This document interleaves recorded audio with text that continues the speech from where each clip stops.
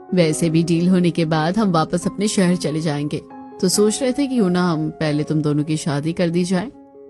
Mummy, मुझे और निगम को बिल्कुल सिंपल और सादी शादी पसंद है। तो ठीक है, अगले हफ्ते ही शादी का मुहूर्त निकलवाते हैं।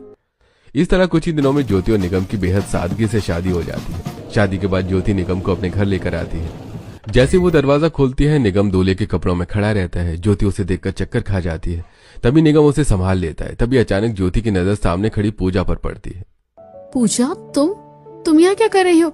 और अगर यही सवाल मैं तुमसे पूछूं कि तुम मेरे पति के साथ शादी के कपड़ों में यहाँ क्या कर रही हो? पति? क्या सच में ये तुम्हारा पति है? तुम्हारी शादी तो रोहन से हुई थी ना? कौन रोहन? तुम्हारे प्रपोजल रिजेक्ट करने के बाद उसने मुझे प्रपोज किया था, लेकिन जो मेरी बेस्ट फ्रेंड को रिजेक्ट कर मैं उसे कैसे एक्सेप्ट करती? मैंने तो उसी दिन उसे मना कर दिया था, लेकिन दिया और काजल ने कहा था कि तुमने हाँ कर दी है, तो उन्होंने तेरे दिमाग में जहर भरा था।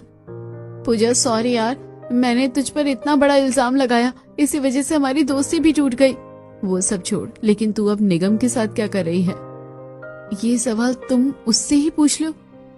क्या सच में तुमने उससे शादी कर ली? मुझसे बहुत बड़ी गलती हो गई। अगर मुझे पता होता कि ये तुम्हारी सहेली है तो मैं इसके साथ अफेयर कभी नहीं चलाता। निगम, तुम जानते थे कि तुम शादीशुदा हो, फिर भी तुमने मेरे साथ रिश्ता रखा। तुम्हें जरा भी शर्म नहीं आई? पूजा, मुझे माफ कर दो, मैं सच में बहुत शर्मिंदा हूँ। जब कुछ और नहीं मिला तो अपनी गलती पूजा के सिर मर रहे हो। तुमने कभी उससे कहा कि मॉडर्न कपड़े पहनो? कभी उसे शॉपिंग पर ले गए? मैंने जब भी देखा तुम उसे बस बाइक पर बैठा कर ले जाते थे। तुमने मेरी दोस्त के साथ बहुत गलत किया है। ज्योति बिल्कुल सही कह रही है। जो इंसान इतना प्यार पाने के बाद भी मेरा नहीं हो सका, वो किसी का नहीं होगा। मैं जा रही हूँ अपने घर। तुमने मेरे साथ बहुत बुरा किया। उम्मीद करती हूँ अब तुम मेरी दोस्त के साथ ठीक से रहोगे। नहीं, अब मैं ऐसे इंसान के साथ नहीं रहना चाहती। तुम्हें पता है ज्योति, ये इंसान पहले दिन से ही मुझे पसंद नहीं करता था। अगर ये बात मुझे शादी से पहले पता होती तो मैं इससे शादी कभी नहीं करती, लेकिन शादी के बाद मैंने ये रिश्ता बचाने की पूरी कोशिश की और देखो इसने मेरी कोशिश का क्या ही सिला दिया। अब मैं अपने मायके जाऊंगी।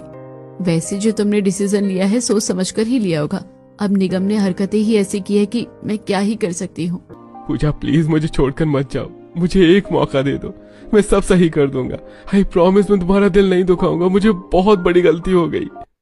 निगम के बार बार माफी मांगने पर पूजा पर तो कोई असर नहीं होता, लेकिन ज्योति पूजा को समझाती है कि अब निगम को अपनी गलती का एहसास हो चुका है। मुझे माफ कर दो पूजा, मैं वादा करता हूँ अब कभी तुम्हें दुख नहीं दूंगा। आखिरकार पूजा निगम को माफ कर देती है।